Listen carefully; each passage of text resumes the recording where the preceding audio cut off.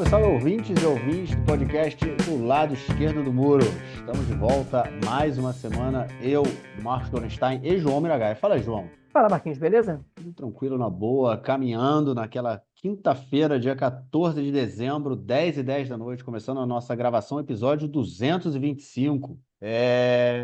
João, faz uma introdução, me ajuda na introdução hoje, João. Diz aí, conta alguma coisa, cara. Uma Te coisa peguei que de eu posso contar, surpresa. me pegou de surpresa totalmente, cara. Não tem nada muito bom Porra. para contar, não.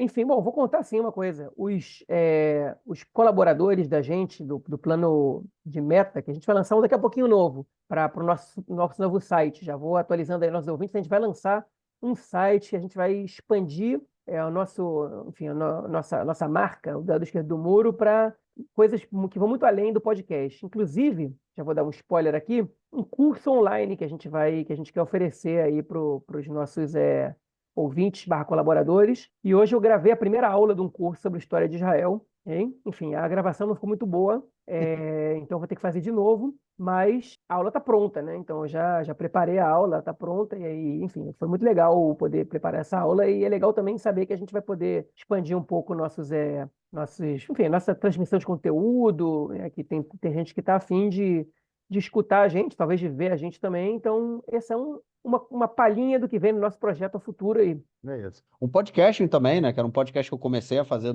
já tem uns anos e parei, sobre a história de Israel também, né? Que, enfim, a gente vai voltar a lançar, eu vou continuar. Era um podcast que a cada semana eu falava sobre um ano, né, na história, começando em 48 e eu parei em 80, não me lembro onde que eu parei. Você lembrava, João? 84, eu lembro, 84, 84, 85, é. E 84. aí, enfim, a gente vai voltar a lançar esse podcast também para os nossos novos ouvintes aí que estiverem interessados na história também bem detalhada em podcast e o curso e tudo mais. Tem muita coisa realmente vindo e é isso. Pelo menos coisas boas, né, João? Pelo menos é isso. Isso a gente pode tirar de bom. Bom, vamos então passar para o nosso primeiro bloco para, como já é a tradição, fazermos aí um resumão da guerra essa semana. É isso, gente. Voltamos aí, né, do cessar-fogo já há 2 semanas e a guerra continua no sul de Gaza, principalmente de uma forma muito intensa. Bombardeios sucessivos a diversos campos de refugiados e cidades ali, né, na região do sul de Gaza. Aquela confusão, quase 2 milhões, né, de refugiados. A gente tinha aí na última vez, eram 1.700.000, mas enfim de pessoas, né, de palestinos que tiveram que abandonar suas casas e boa parte deles, a grande maioria deles, não vai ter para onde voltar, se encontram no sul da faixa de Gaza e os bombardeios continuam.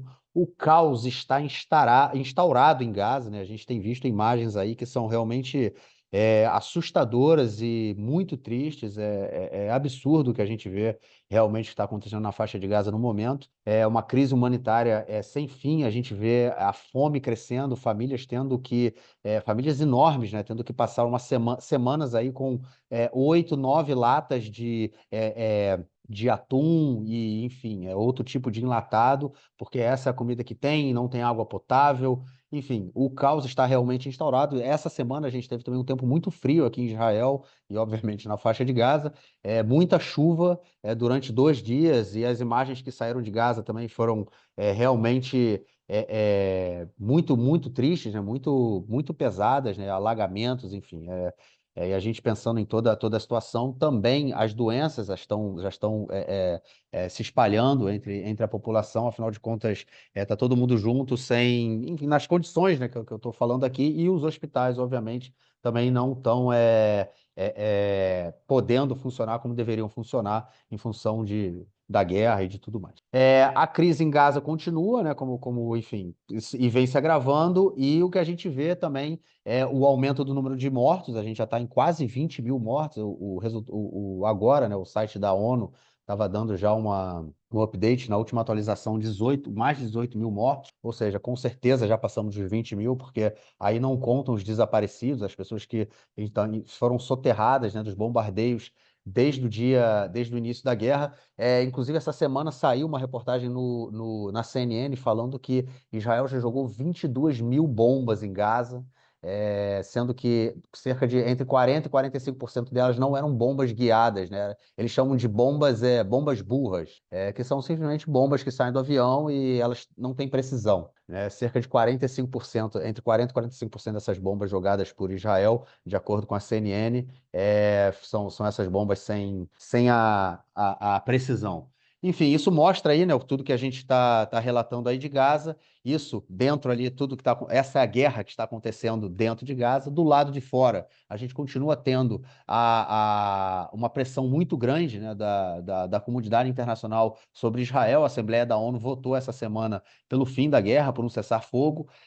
A gente tem o governo Biden aí hoje, no dia de hoje, né, o secretário de Estado veio aqui e botou pressão, falando que a guerra tem que acabar em 3 semanas, porque afinal de contas, enfim, eles não podem segurar essa guerra por muito mais tempo. A opinião pública americana está colocando muita pressão e tem eleição no final do ano, daqui a um ano, né? Eles têm eleição e o Biden já começaram a aparecer pesquisas em que o Biden ficava atrás do Trump. Obviamente, isso é uma questão também que é muito pesada. E o que a gente tem também aqui dentro, no momento, em relação a toda a guerra, a política interna, né, é a relação do governo com as famílias dos reféns, que tem reclamado muito da atuação do governo, que o que a gente vê realmente é o fortalecimento dos ataques, né, e nenhum debate, nenhuma fala sobre uma nova pausa para uma nova tentativa de resgatar os reféns. A gente sabe que a cada dia que passa, a cada hora que passa, a chance de que as pessoas saiam de lá com vida diminuem, né? Essa semana, inclusive, foi divulgado que o chefe do Mossad queria ir para o Catar para poder voltar às negociações. Ele foi proibido de ir para o Catar pelo gabinete, né? Pelo gabinete de segurança, votou pelo gabinete do governo, né? Não o gabinete de guerra. O gabinete do governo impediu que ele fosse para lá para votar, para voltar aí a uns debates. E o Israel também tentou, por outro lado, fazer com que tentar incluir o Egito, né, em toda essa discussão da troca da troca dos prisioneiros, dos sequestrados, né, por prisioneiros, já que eles acham que o Catar não é um intermediário que está ali neutro, né? Ele tem, obviamente, uma ligação com o Hamas. Os membros do Hamas vivem no Catar e o Catar financia o Hamas na faixa de Gaza. Então, Israel queria trocar o Catar pelo Egito, né? O Egito fez a mediação na época para a troca do Gilad Shalit.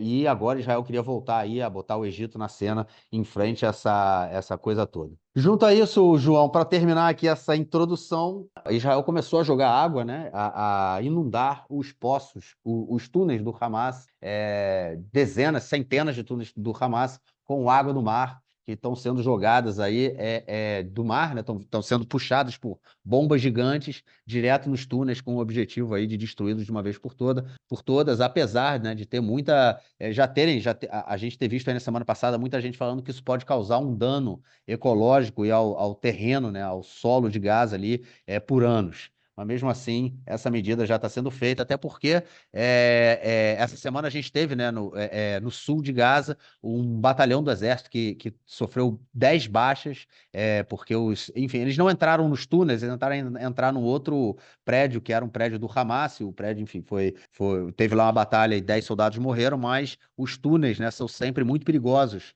para os soldados entrarem, porque a grande chance que os túneis tenham sido como é que chama? Colocado armadilhas de bombas, né? Então, na hora que o soldado entra, o túnel explode e todo mundo que está ali na região morre. Bom, João, fiz esse resumão aí de tudo que está acontecendo e agora passo a bola para você mergulhar de cabeça. Pois é, então, Marquinhos, foi uma semana bastante pesada, né? A gente teve, enfim, focos além do que a gente já tem falado toda semana, né? Do Líbano, do Iêmen, que a gente vai, enfim, estender um pouco isso no próximo bloco. Sobre o que acontece na Cisjordânia, que também não é brincadeira. Se não me engano, já morreram mais de 500 pessoas na Cisjordânia desde o início dos confrontos com o Hamas. A gente teve batalhas muito violentas na faixa de Gaza, especialmente na cidade e no campo de refugiados ao lado de Khan Younis, que é a maior cidade na região central de Gaza. Enfim, você citou esse acontecimento que vitimou 10 soldados israelenses, foi uma explosão que teve naquele prédio.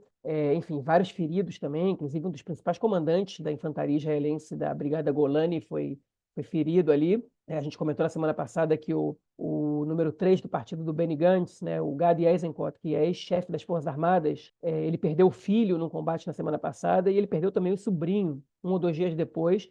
O número de soldados mortos nesse confronto tem aumentado. A verdade é que o número estava sendo muito menor do que o estimado enquanto os combates se deram na região norte da faixa de Gaza, mas agora que o exército está indo do centro para o sul, o número de baixas militares israelenses está aumentando e não é pouco esse aumento, não é pequeno o aumento. O número de mortos palestinos, por outro lado, ele deu uma arrefecida um pouco, ele não está sendo tão intenso como estava sendo no início, embora ainda seja muito alto, né? E, enfim, agora a gente está na expectativa do que vai acontecer nas próximas semanas. E a gente vai chegar lá. Hein? Vamos comentar primeiro sobre as matérias, as reportagens que saíram e algumas novidades essa semana. Né?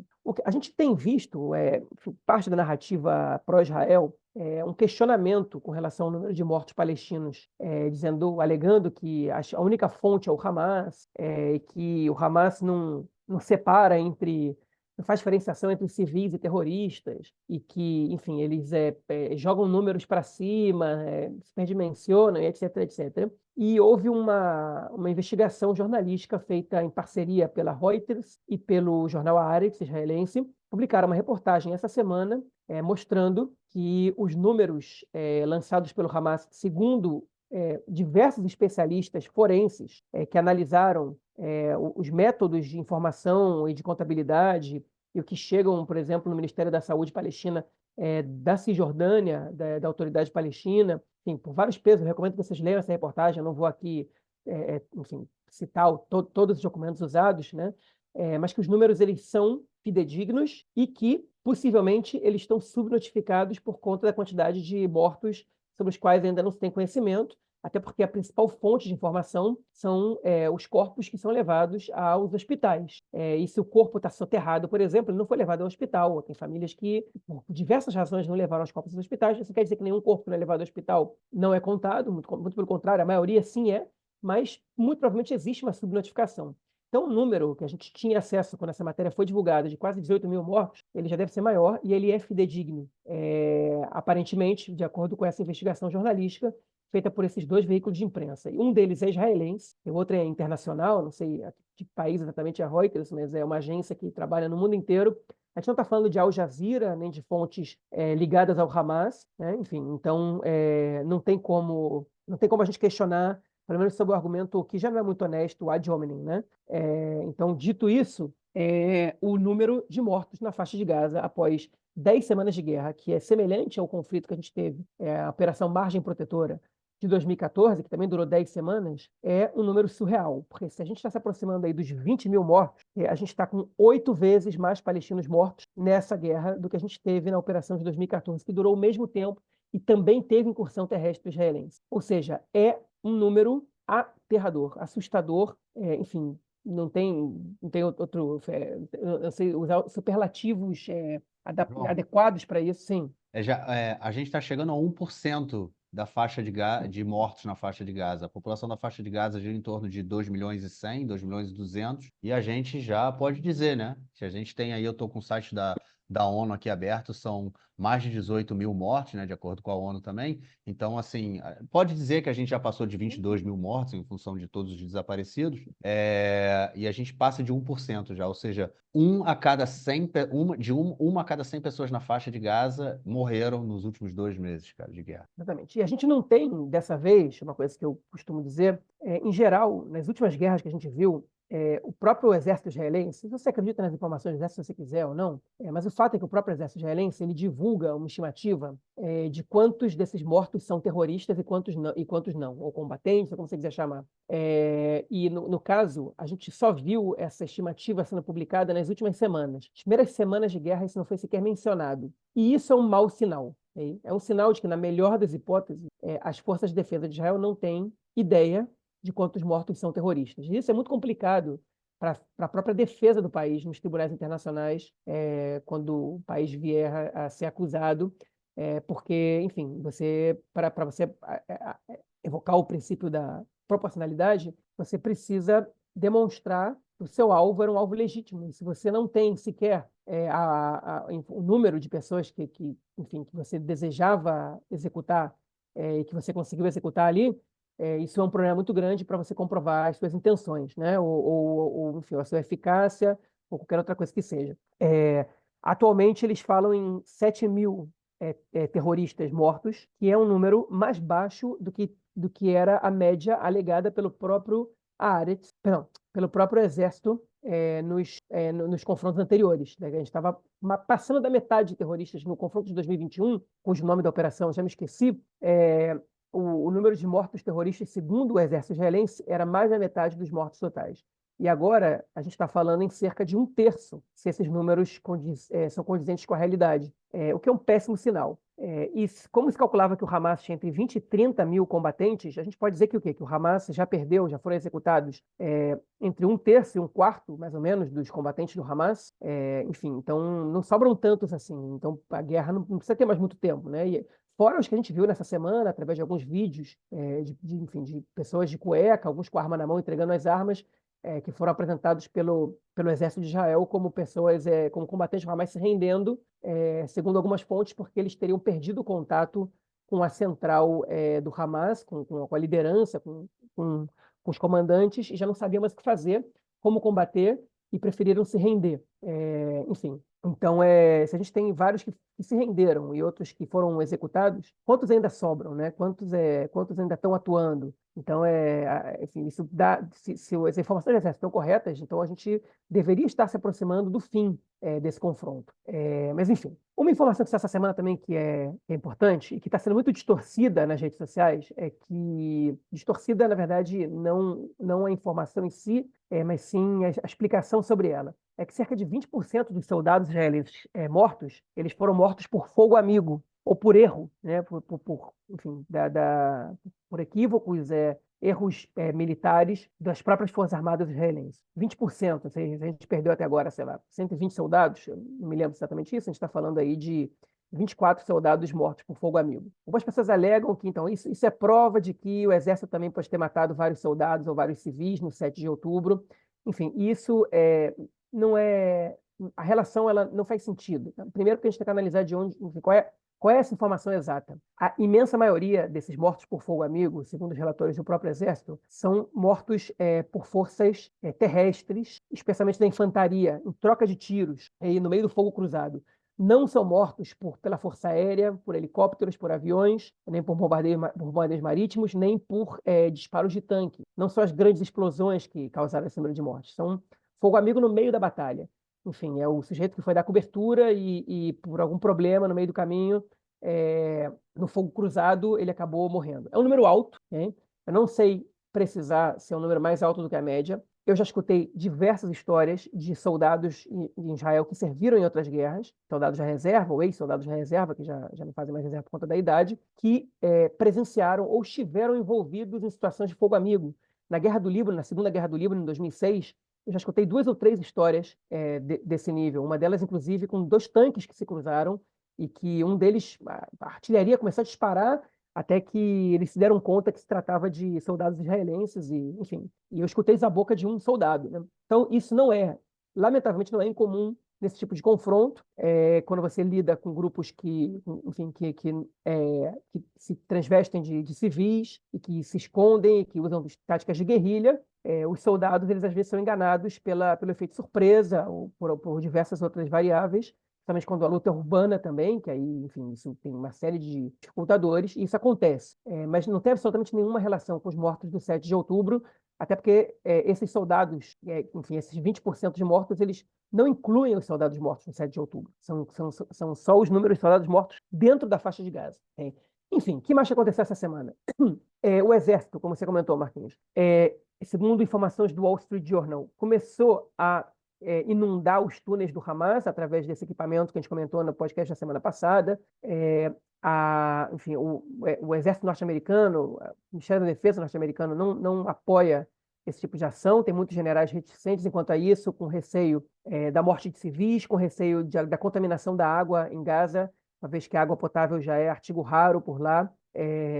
Enfim, e por danos na estrutura dos edifícios na região. Parece que Israel fez umas tentativas pequenas para ver como funciona efetivamente o aparelho e para testar sua eficácia, mas não foi nada grandioso, exatamente por isso a gente não escutou esse assunto em outras fontes, além do Wall Street Journal, né? Que aparentemente realmente foi testado, né? Foi uma informação do Wall Street Journal, não saiu em nenhuma outra mídia. Aparentemente foi uma primeira prova dos efeitos disso. Já comentei sobre a água potável. Marquinhos comentou sobre a fome, sobre as latas de atum e sobre o que recebem as famílias palestinas. A jornalista Amira Haas, do Haaretz, que é uma jornalista israelense radicada em Ramallah, ela mora em Ramallah, ela escreveu um artigo muito interessante e muito triste para o Haaretz. Eu não sei se ele saiu na versão em inglês, sobre a fome em Gaza resultante do confronto, né, do conflito, e mostrou que parte da comida nos depósitos da ONU estragou ou foi bombardeada, ou outra parte foi confiscada por membros do Hamas, enfim, e outra parte não foi distribuída e estragou porque não foi distribuída, né? Mas principalmente por conta das dificuldades de logística, por estradas danificadas, por danos na agricultura local de Gaza, ou por questões semelhantes, enfim, a comida não está sendo distribuída e as pessoas estão passando uma fome real ali, né? Recomendo a leitura desse artigo. E junto à fome, a gente está em época de chuvas, né? Essa semana choveu aqui em Israel, obviamente quando chove em Israel, chove em Gaza também, o território é pequeno, né? Se chove no centro do país, chove até lá. E a gente viu inundações em campos de refugiados, de gente que está vivendo em barracas. A gente já está escutando falar nos primeiros surtos de doenças, enfim, princípios de epidemia que estão surgindo lá e que podem resultar em uma situação de crise humanitária ainda pior do que o que a gente está vendo lá, caso comece a morrer, enfim, palestinos aos milhares, também por conta da fome e das doenças resultantes da guerra, basicamente, dos ataques israelenses na faixa de Gaza. Isso, obviamente, vai exercer uma pressão muito grande sobre Israel para interromper os ataques. O próprio Netanyahu disse que, em situação de epidemia, Israel interromperia os ataques, mas, enfim, a gente não sabe exatamente o que vai acontecer nesse caso. Que mais que a gente tem para falar sobre isso? O líder do Mossad, ele tinha uma viagem programada para o Catar para negociar um cessar-fogo e troca de reféns, e o gabinete de segurança recusou a ida dele para lá, vetou a ida do líder do Mossad, o que enfureceu as famílias dos reféns. Eles cobraram uma reunião com o primeiro-ministro Netanyahu para receber explicações. Eles foram enrolados e eles ameaçaram ir para a imprensa caso o Netanyahu não se reunisse com eles. E o Netanyahu acabou se reunindo. Mas nenhuma informação saiu dali exatamente. A gente, enfim, o gabinete foi contra isso. O gabinete, a gente já sabe que não está muito preocupado com os reféns. A gente tem visto isso. A Assembleia Geral da ONU votou por um cessar-fogo essa semana com uma votação esmagadora. A gente sabe que as votações da Assembleia Geral elas não são determinantes para nenhuma ação prática. A gente precisa de ações do Conselho de Segurança da ONU. Okay?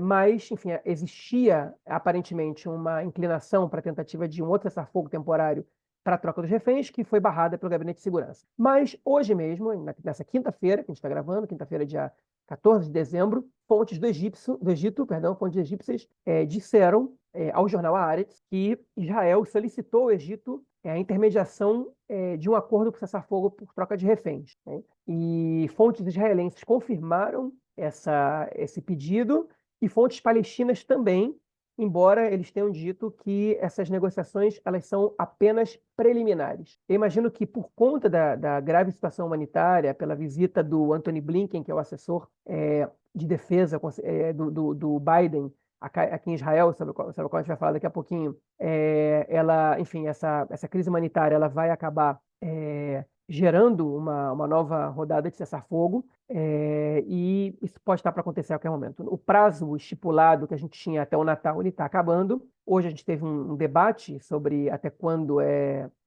esse prazo que os Estados Unidos deram para Israel para encerrar o conflito, pelo menos com a intensidade que ele está acontecendo agora. Existe uma diferença de opiniões muito grande entre Netanyahu entre o governo israelense, no caso, e o governo norte-americano. O governo norte-americano tinha estabelecido até o final do ano, mas aparentemente eles cogitam esperar até o fim de janeiro para que esse conflito seja estendido, enfim, seja estendido pelo menos na intensidade atual. O governo israelense ele quer mais alguns meses, e a grande questão vai ser quanto Netanyahu vai corresponder aos desejos do Joe Biden, presidente norte-americano. Enfim, o prazo ele está acabando. E qual é o meu palpite aí? Okay? A gente vai falar no próximo bloco sobre o dia depois da guerra. Okay? Agora, o que eu acho que vai acontecer é o seguinte: no momento que a gente tiver claro, ou pelo menos que o governo israelense tiver claro qual vai ser esse prazo, vocês podem esperar pelos bombardeios mais intensos, com maior poder de destruição e morte que a gente viu desde o início da guerra. Por quê? Porque quando Israel tiver entender que vai precisar terminar essa fase da guerra, então vai ser feito de tudo para o que em hebraico se chama de uma foto da vitória. É para poder mostrar que algum êxito a gente teve com isso. A volta dos reféns foi positiva do ponto de vista político para o governo, mas não foi suficiente. Eu acho que a morte do Sinwar, né, a execução do Sinwar, ela poderia ser uma foto de uma vitória parcial popular para o governo, né, e compensatória, mas nada é menos do que a aniquilação do braço militar do Hamas na faixa de Gaza poderia ser apresentado como uma foto da vitória, e ainda assim uma vitória muito controversa, uma vez que ela veio aos custos de muitas vidas. Okay? E quando eu digo isso, eu me refiro às vidas dos israelenses, porque quando você fala em vitória e derrota numa guerra, você está pensando no teu lado. Eu não estou fazendo aqui juízo de moral, nem dizendo que essa é a minha opinião. Estou só comentando, enfim, como isso se vê de dentro de Israel. Ou seja, aquele ataque do Hamas no dia 7 de outubro, eu não acredito que nada que o governo possa fazer agora possa reverter o fato de que essa guerra ela representa uma derrota para Israel sob diversos pontos de vista, não importa qual vai ser o resultado dessa incursão em Gaza. Enfim, dito isso, a gente vai se estender sobre esse tema do dia depois da guerra no próximo bloco. Por agora eu passo a palavra para o Marquinhos. Só essa questão da fotografia do final da guerra, né, que você colocou, eu acho que o comentário, a informação que você trouxe, né, sobre esses palestinos que estão sendo presos e tem se dito que estão se rendendo, saiu também, né, na notícia que o Exército disse que entre 10 e 20, somente 10 e 20%, né, dessas pessoas aí que estão aparecendo de cueca, sendo humilhadas, né? São realmente pessoas que têm alguma ligação com o Hamas, e nem sempre a ligação com o Hamas é uma ligação do braço armado do Hamas. Lembrando que o Hamas não é só um movimento armado terrorista que faz o que fez nos kibbutzim, né? No ataque terrorista do dia 7 de outubro. O Hamas tem todo uma outra forma de atuação, né? E é aí que ele cresce, e algumas pessoas são identificadas com essa atuação do Hamas, né? Então, saiu essa informação também, que foi também uma coisa que pegou muito mal, né? Essas fotos sendo divulgadas de centenas de homens, muitos foram reconhecidos como jornalistas, como médicos, de cueca, sendo obrigados a ficar todo mundo junto em um determinado local, né? Enfim, com cenas horríveis ali que a gente viu, em locais que pareciam valas, enfim. Foi meio. Acho que foi mais um gol contra, né? De uma tentativa aí, não sei se é uma tentativa de fazer alguma publicidade positiva, mas enfim, mais um gol contra. Principalmente tendo em vista que a gente só tem que ser entre 10 e 20% de pessoas que são realmente ligadas ao Hamas. E eu acho que isso faz parte dessa fotografia da vitória. Eu acho que o Exército já está buscando, nessa entrada no sul de Gaza, né? O Exército está buscando essa fotografia da vitória. Não é à toa que a gente vê também vários prédios oficiais, né, assim, da estrutura governamental de Gaza sendo destruída, né? Eu queria entender qual é o lado positivo disso, né? De você explodir o Supremo Tribunal de Justiça de Gaza, de você explodir um prédio da UNRWA, né? Das Nações Unidas, que faz ali trata da questão dos refugiados, né, de Gaza, porque você encontrou ali túneis do Hamas na região. Então você explodiu todo o prédio, e o prédio também era utilizado pelo Hamas. Então você explode o prédio todo. Essas explosões que eu estou comentando aqui não foram explosões que foram feitas pela Força Aérea, ou seja, o Exército já tinha entrado no prédio, já tinha vasculhado o prédio e mesmo assim depois o explodiu. Eu queria entender qual o ponto positivo disso, né? Mas isso faz parte de uma fotografia da vitória. Eles falam, olha só o que a gente está fazendo, a gente está destruindo com o Hamas, né? Porque os números de soldados que são estimados que o Hamas tem, estimado que o Hamas tenha, chega a 30 mil, né? É o que se costuma falar. Vamos supor aí que esses 7 mil que o exército fala que tenham morrido, realmente seja esse número. Ainda falta muita gente, né? Então a gente tá realmente sem essa perspectiva. Então, essa coisa de você destruir o Hamas, que todo mundo sabe que é humanamente impossível, que isso não vai acontecer, porque o Hamas não é só esse movimento, né, como eu falei, o Hamas é muito maior que isso, e a gente vai comentar disso também no próximo bloco. Precisa, né? A fotografia da vitória é uma fotografia da destruição. É a fotografia da destruição de qualquer coisa que poderia ser utilizada pelos próprios palestinos no dia depois da guerra, né? Porque esse prédio das Nações Unidas ele poderia ser utilizado depois da guerra por uma força internacional, seja lá o que for, com quem fosse controlar a faixa de Gaza no futuro. A mesma coisa o Supremo Tribunal de Justiça, a mesma coisa o Parlamento de Gaza, né? Que foi lá no início, na cidade de Gaza, ainda no norte de Gaza, no início da guerra. Enfim, eu acho que essas são as fotografias da vitória que tem se tentado construir para a sociedade israelense, porque realmente, num espaço curto de tempo, o governo vai ter que falar: ó, a guerra acabou. E aí vai começar um monte de pergunta. O pessoal que está em Gaza, os israelenses, os soldados, vão falar assim: peraí, isso quer dizer o quê? Que a gente já acabou com o Hamas? Que esse era o objetivo da guerra. Isso quer dizer o quê? Que os reféns já foram devolvidos? Porque esse era o objetivo da guerra. Israel está numa dificuldade muito grande de chegar aos seus objetivos, né? E o relógio está realmente batendo aí e vai ter que essa guerra acabar num período próximo, porque, enfim, já está insuportável, já passou há muito tempo, né? Mas a pressão internacional vai aumentar. Bom, é isso, ô João, já que, enfim, eu não acho muito certo a gente tratar isso de forma diferente, né? Porque a Cisjordânia também faz parte do território palestino e a Cisjordânia também está em guerra, apesar de muita gente falar, o governo e o exército têm feito de tudo para que a Cisjordânia não se torne aí uma nova frente e tudo mais. A Cisjordânia já é uma nova frente, desde o dia 7 de outubro. A gente já tem quase 300 palestinos que foram mortos por forças israelenses, a grande maioria, né? Pelo menos oito, foram mortos por colonos, mas a grande maioria foram mortos pelas forças israelenses. E nessa semana durante pelo menos 3 dias, o exército de Israel esteve presente em Jenin, no norte da Cisjordânia, em, enfim, diversas aí atividades e tentando buscar procurados e tudo mais, que obviamente sempre deixam muito mortos, e foram 7 mortos essa semana no campo de refugiados ali na região de Jenin, por conta dessas incursões. E para além disso, João, a gente viu hoje também, né, uma maravilha, soldados israelenses dentro de uma mesquita em Jenin, colocando no alto-falante, né, do muazzin, né, da pessoa que canta, convocando as pessoas para rezarem, colocaram ali músicas de Hanukkah. Afinal de contas, hoje começou a última noite da festividade judaica. Fica difícil, hein, cara? Como é que tá a Cisjordânia? Marquinhos, acho que você já falou tudo que eu vi, né? Eu também vi que esses soldados foram afastados, né? Os que É, fizeram isso e tal. Mas, enfim, a gente está vendo vários relatos de soldados abusando aí. E quando são reservistas, ainda é mais complicado, né? Porque os reservistas, enfim, eles até podem ser punidos, mas a pressão popular em cima deles é menor. Enfim, se eles filmam uma coisa que é proibida e divulgam nas redes sociais, ninguém vai em cima deles. E como tem acontecido na faixa de Gaza, efetivamente, e às vezes até pro lado bom, né? Porque se não são reservistas, a gente nem ia saber de algumas coisas que acontecem. Mas, enfim, o que acontece com isso tipo, na Cisjordânia é uma situação catastrófica, e a gente vai comentar disso no próximo bloco, né? Que o gabinete, ele passou por cima do Netanyahu, né? No terceiro bloco, no caso. Inclusive, quando o Netanyahu tenta ser um pouco mais responsável, o gabinete dele leva ele para o lado negro da força aí, e a situação fica ainda pior. Mas eu vou, Marquinhos, aproveitar que você me deu a palavra, eu vou falar sobre os Houthis. Posso? Vou entrar nesse assunto. vai. Os Houthis, pois no Iêmen, ok?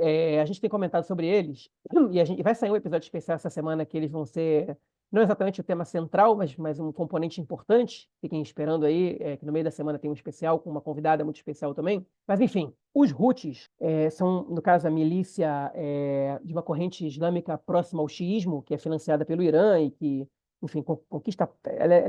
Atualmente ela conquistou parte do território do Iêmen, que está numa guerra civil, em armistício, digamos assim, e eles foram talvez o grupo que mais manifestou solidariedade ao Hamas nessa guerra com Israel, bombardeando a cidade de Eilat e a região do Arava, do sul do Arava, no deserto mais ao sul de Israel, também, enfim, atacando navios mercantes que passam pelo Mar Vermelho, que entram, né, que tentam entrar no Mar Vermelho e, enfim, eles já sequestraram, bombardearam um navio e sequestraram dois. E ameaçaram a todos os navios, dizendo que qualquer navio que tiver como destino Israel é um alvo para eles. E isso é muito preocupante, porque os foguetes deles, bem ou mal, estão sendo interceptados pelo sistema antimísseis norte-americano ainda no mar, ou pelo sistema antimísseis israelense, e até agora, eles não causaram dano, salvo um drone que explodiu contra uma escola em Eilat, quando não havia ninguém, não houve feridos, causou só dano material. Na maioria todos os ataques deles não resultaram em absolutamente nada, enfim, houve intervenção antes que os mísseis pudessem atingir os alvos e não aconteceu absolutamente nada. São mísseis muito pesados, muito mais potentes do que os foguetes do Hamas, são mísseis de fabricação iraniana, mas enfim, não tem resultado e é difícil imaginar que eles vão gastar o arsenal deles, o principal arsenal deles contra Israel nesse momento da guerra. Mas essa preocupação de que eles sequestrem navios, né, enfim, que pirateiem navios e tal, enfim, é uma preocupação não só de Israel, né? É uma preocupação do Egito, muito grande do Egito, porque navios que vão ao canal de Suez podem decidir não cruzar esse caminho, e isso representaria uma perda financeira para o Egito muito grande. Pode representar uma perda financeira para o mundo inteiro, no caso, porque navios teriam que fazer, às vezes, trajetos mais longos, se não vão cruzar o canal de Suez, né? Enfim, especialmente para os países da Europa, mas não somente, né? Pensem vocês no Brasil, se todas as exportações que o Brasil faz para a Arábia Saudita, por exemplo, ou para o próprio Iêmen, ou para alguns países do Golfo que cruzam o canal de Suez, vão ter que fazer um trajeto mais longo, cruzando pelo sul da África do Sul, e, enfim, custa mais combustível, polui mais o mundo e encarece tudo, né? E os Estados Unidos propuseram uma força-tarefa de diversas marinhas aliadas para lutar contra isso, e o Irã advertiu que isso pode ter consequências sem precedentes para os Estados Unidos. Aquela velha ameaça do Irã que nunca se concretiza, mas não deixa de ser uma preocupação. Israel até agora não atacou o Iêmen, Israel não revidou nenhum dos bombardeios. Isso, enfim, tem algumas razões, né? Uma delas é porque a Arábia Saudita e os Estados Unidos estão diretamente envolvidos ali nesse confronto, e um ataque israelense pode complicar as coisas para esses outros dois países, então Israel opta por se manter à margem disso, pelo menos por enquanto. A segunda razão é porque os Houthis eles não, enfim, eles se mostraram durante esse tempo bem menos estratégicos e políticos do que outros grupos, inclusive o Hamas. Enfim, eles têm fama de loucos, né, nessa região, que é uma. Eu escutei de um analista, jornalista de Oriente Médio israelense, né, um especialista em Oriente Médio, que fez esse comentário, que eles tomam ações totalmente desproporcionais quando são atacados e que não vale a pena muito se meter com eles. E a terceira, porque Israel não sabe qual é a melhor maneira de contra-atacar. O fato é que, se realmente eles representarem uma ameaça, Israel, em algum momento, vai contra-atacar. E aí, algumas opções estão na mesa, que são bombardeios aéreos, lançamento de mísseis de longa distância também, ou um ataque cyber, né? Que, por exemplo, o que se cogita afetar todo o sistema de portos do Iêmen, que impediria que alimentos chegassem até as bases militares deles e que dessem um rompimento na estrutura dos Houthis muito grande, mas que obviamente também afetaria a população civil lá. Os ataques cyber, eles são aparentemente menos violentos que os ataques militares, mas eles podem ter consequências devastadoras também, né? Vale lembrar que durante a pandemia houve uma tentativa iraniana de um ataque cyber contra o serviço de fornecimento de água em Israel, que contaminaria toda a água de Israel. Imagina, durante a pandemia, toda a água contaminada, enfim, seria um desastre, uma calamidade para o país. Israel conseguiu evitar isso, mas por pouco, né? Enfim, e acho que depois Israel devolveu esse ataque, um ataque cyber a um porto iraniano, que gerou um engarrafamento de mais de 4 horas e um desabastecimento em algumas regiões, etc. Enfim. Então, isso está na mesa e, aparentemente, é uma ofensiva israelense que poderia ganhar tempo, né? Deixar eles ali um pouco atordoados por um tempo, até que Israel pudesse decidir o que fazer depois, além de ser uma mensagem também. Olha só, tipo, vocês estão mexendo com gente grande, A gente não é o outro, a gente não é o governo do Iêmen. Enfim, a gente tem um poderio tecnológico um pouquinho maior que o deles. Mas a gente não sabe o que vai dar. E eles também não estão, eles estão fazendo ameaça atrás de ameaça, né? Qualquer tipo, enfim, de destruir Israel até ameaças menores, né? De sequestrar navios. Destruir Israel, a gente sabe que eles não têm esse poderio, mas eles podem incomodar bastante. Inclusive, eu tô vendo, tá vendo agora, eles estão ameaçando fechar o estreito, né, que entra ali no Mar Vermelho para, enfim, acabar com qualquer passagem ali que saia do Oriente indo em direção ao Ocidente, né? Aí, o que é interessante disso é que eles estão envolvendo, né, o mundo inteiro nessa questão. Então, por um lado, pode pressionar mais Israel a acabar com o conflito. Por outro lado, isso pode virar contra eles também, né? Pode ser que, por exemplo, tá vendo agora que eles atacaram um navio chinês. E, enfim, os chineses podem simplesmente falar, meu amigo, você não vai poder fazer esse negócio aqui. Eu não estou preocupado se, enfim, posso botar uma pressão lá em Israel, mas, enfim, você não vai fazer isso com o meu navio. Se você fizer de novo, vai dar ruim, entendeu? Então, por um lado, eles podem colocar outros atores aí na história que podem resolver essa questão para Israel. Por outro lado, também pode aumentar a pressão em Israel para que acabe aí com a guerra, né? Porque é isso que eles estão dizendo aí que é o objetivo deles. E aí, já que a gente está falando desses proxies aí do Irã, vamos falar também do Hezbollah, né? Já que hoje também é uma frente, né, da guerra que está a todo vapor. Muitos mísseis têm caído, principalmente dos Nuntet, né, que são os mísseis antitanque, estão sendo jogados do Líbano, né, ali do sul do sul do Líbano, em direção aos kibbutzim, aos moshavim, as pequenas colônias judaicas, né, ali no norte do país. Inclusive, essa semana também foi atingido não deixou a casa onde as pessoas estavam, ninguém morreu, mas atingiu uma casa num kibbutz ali bem no norte do país. Hoje, se eu não me engano, foram cerca de 30 desses tiros, desses mísseis foram lançados para Israel. Várias vezes a gente tem drones e tentativas de. A sirene toca, né? Porque o exército acaba rastreando alguns drones que podem estar entrando, então todo mundo tem que correr para casa. E os ataques, né, israelenses também no Líbano têm sido muito, muito, muito fortes, cada vez mais fortes. Inclusive, essa semana, o prefeito de uma cidade pequena ali na fronteira morreu por conta dos ataques. E o Hezbollah disse hoje, divulgou mais uma vez mais um militante seu que morreu nos ataques israelenses. Já foram 105 soldados ou militantes, enfim, não sei como, terroristas do Hezbollah que morreram em função dos ataques israelenses. É um número grande, né? Se a gente levar em consideração que o que tem acontecido até o momento é troca de tiros, é aquilo que a gente chamou lá no início, né? É uma guerra de atritos, né?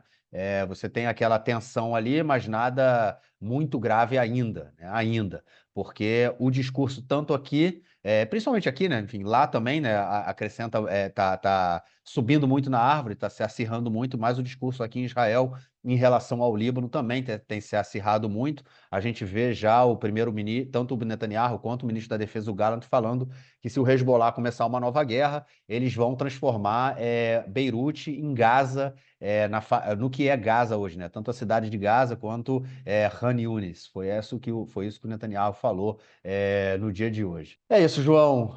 A fronteira norte também pegando fogo.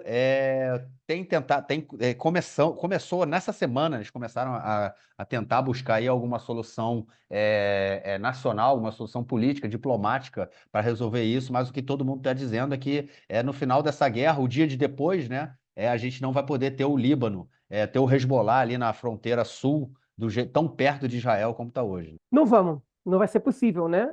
Mas eu acho que no caso do Hezbollah, como eles mesmos estão mostrando que eles também não estão interessados na escalada do confronto, eu acho possível chegar numa solução política para essa questão. Até porque a gente sabe que se o Hezbollah quiser uma guerra, em questão de dias, eles expulsam todos os soldados da ONU e começam a escalada com Israel. Então, eles perdem o efeito surpresa, obviamente, né? Mas é um preço que se paga, porque caso contrário, vai ser só terminar a intensidade da guerra em Gaza e vai começar outra no Líbano, né? Simplesmente porque, e talvez alguns ouvintes não tenham noção enfim, da grandiosidade dessa questão, mas você tem mais de 50 mil pessoas que moram ali na fronteira, a 5 quilômetros da fronteira, que estão fora de suas casas. Essas pessoas não podem ficar fora de suas casas mais um ano. Né? Enfim, não teve massacre ali. Mas as pessoas não vão querer voltar enquanto o Hezbollah estiver ali na fronteira. Simplesmente isso não é possível. As pessoas têm medo. Enfim, se o Hamas é um grupo muito mais fraco, muito menos potente que o Hezbollah, com uma fronteira muito menos extensa, conseguiu fazer o que fez no dia 7 de outubro, absolutamente ninguém que mora na fronteira com o Líbano está disposto a que isso aconteça também com eles. Então, se não houver uma solução política, vai ter guerra. E não vai demorar tanto para essa guerra. Pois é, a minha esposa ela trabalha em uma dos planos de saúde, né, aqui, e aqui a saúde ela é parceria público-privada, né? Então você tem os planos de saúde, na verdade, são como se fossem planos particulares, né? Quer dizer, são planos públicos, né? Você quando paga, você trabalha, você paga o seu imposto, você tem direito ao plano, tem um plano de saúde, através do seguro social. Então você tem alguns planos, né? Você tem, eu não sei quantos são, 4 ou 5 planos, né? Acho que tem alguns planos menores que surgiram aí recentemente. Mas enfim, você tem os planos centrais e a minha esposa trabalha em um deles e ela recebeu um e-mail essa semana dizendo como se preparar para um possível confronto com o Líbano, com o Hezbollah no norte. E ela ficou um tanto quanto preocupada. Ela falou assim, as coisas estão escritas no e-mail, não vai ser como está sendo em Gaza, vai ser tipo, muito míssil caindo e a gente tendo que saber como trabalhar sem energia, sem água, enfim, a expectativa é que caso haja, né, uma guerra com o Hezbollah, será de uma intensidade muito maior, né, sentida pela gente aqui em Israel, de uma intensidade muito maior, né? Porque, a bem da verdade, se não fossem pelos refugiados, né, que não estão vivendo em suas casas, tanto no norte de Israel quanto no sul, na região da faixa de Gaza, a gente muito pouco sente, né? A sociedade israelense, no caso, obviamente tem os soldados lá, mas enfim, a gente tem pouca. A guerra está acontecendo lá, mas a gente tem uma rotina acontecendo aqui em Israel para a grande maioria da população, é isso que eu quero dizer, né? Você tem os soldados, você tem os refugiados, mas a grande maioria da população consegue hoje manter uma rotina, né? E caso fosse uma guerra com o Líbano, essa rotina seria completamente afetada, a gente não teria a possibilidade de estar vivendo isso como a gente vive no momento com a guerra acontecendo em Gaza. É isso. Bom, João, vamos então passar para o nosso segundo bloco, para a gente tratar aí do dia depois da guerra. Bom, eu ia falar o dia depois de amanhã, né? Mas enfim, não vai ser o dia depois de amanhã. De amanhã vai demorar. Enfim, pode ser que demore ou não, mas ninguém sabe quando vai ser. A questão é que a pressão está aumentando, né, cara? Os Estados Unidos já tinham colocado aí essa pressão para a guerra acabar e, enfim, a gente vai ver como vai se desenvolver no próximo período. Mas a gente não sabe, Israel não, o governo não consegue, ou pelo menos a gente não tem acesso a nada que o governo esteja propondo, né, para o dia de depois. A gente vê somente negativas, né? Mas o mundo está se mexendo, as pessoas estão tentando conversar. Os enviados americanos chegam aqui, obviamente que os palestinos conversam aí com seus aliados e com quem eles acham que devam conversar, e também tentam conversar entre si, né? Até porque para qualquer coisa que possa acontecer no futuro, né? O Hamas e o Fatah, de alguma forma, vão ter que conversar. Apesar do governo israelense, dos políticos é, voltarem sempre ao assunto, né? De que não é possível, que o Hamas não vai poder estar no futuro governo palestino, ou enfim, isso não é uma coisa aceitável. Já na sociedade palestina falam que imaginar um governo sem o Hamas é uma coisa que não existe, porque o Hamas faz parte, né, do cenário político palestino e não tem como afastá-lo disso. E aí, essa semana, João, a gente viu muito, muito político, enfim, líderes do Hamas que não estão na faixa de Gaza propondo determinadas políticas, e o Sinwar, que está na faixa de Gaza, que inclusive teve a sua cabeça colocada a prêmio por US$ 400 mil, é o que vale a cabeça do Sinwar. Se um palestino der informação de onde se encontra, ele poderá ser agraciado aí com US$ 400 mil. Há uma disputa muito grande entre os líderes do Hamas que estão em Gaza e os que não estão em Gaza, né, por uma, enfim, dificuldade aí de chegar a uma política em comum. E a gente viu inclusive, né, um ex-ministro aí do Hamas falando que, enfim, uma série de declarações polêmicas, inclusive em relação ao Sinwar, né? Dizendo que ele é um cara que, enfim, um psicopata, né? Como todo mundo já sabe. E aí, cara, será que os palestinos, de alguma forma, vão conseguir conversar entre si, pelo menos? Pois é, vamos começar com os palestinos e a gente passa para o resto do mundo, né? Para Israel e o resto do mundo. Quais são as informações que saíram essa semana?